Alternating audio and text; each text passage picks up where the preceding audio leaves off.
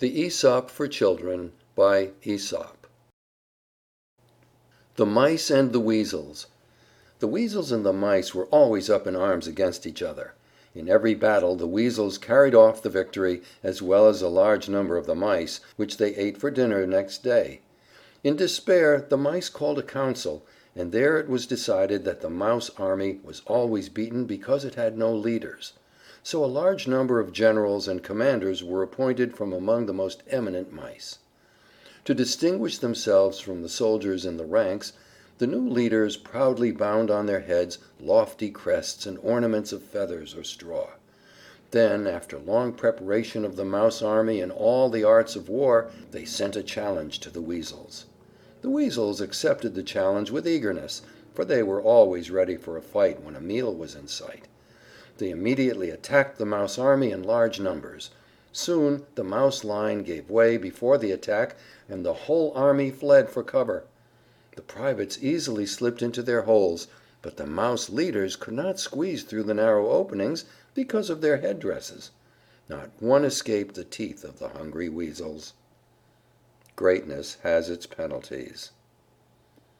The Wolf and the Lean Dog.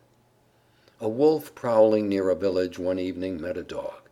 It happened to be a very lean and bony dog, and Master Wolf would have turned up his nose at such meager fare had he not been more hungry than usual. So he began to edge toward the dog, while the dog backed away. "Let me remind your lordship," said the dog, his words interrupted now and then as he dodged a snap of the wolf's teeth, "how unpleasant it would be to eat me now. Look at my ribs. I am nothing but skin and bone. But let me tell you something in private. In a few days my master will give a wedding feast for his only daughter. You can guess how fine and fat I will grow on the scraps from the table. Then is the time to eat me." The Wolf could not help thinking how nice it would be to have a fine fat dog to eat, instead of the scrawny object before him. So he went away, pulling in his belt and promising to return. Some days later the Wolf came back for the promised feast. He found the dog in his master's yard, and asked him to come out and be eaten. "Sir," said the dog with a grin, "I shall be delighted to have you eat me. I'll be out as soon as the porter opens the door."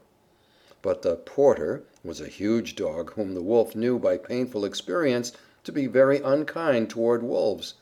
So he decided not to wait, and made off as fast as his legs could carry him.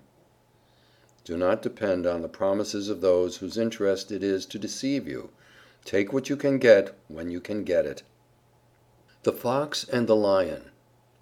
A very young Fox, who had never before seen a Lion, happened to meet one in the forest. A single look was enough to send the Fox off at top speed for the nearest hiding place.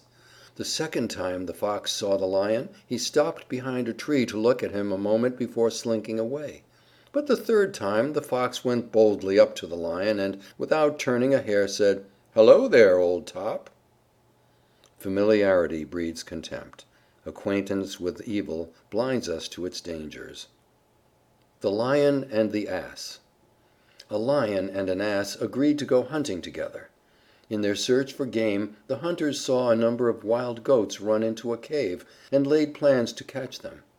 The Ass was to go into the cave and drive the goats out, while the Lion would stand at the entrance to strike them down. The plan worked beautifully.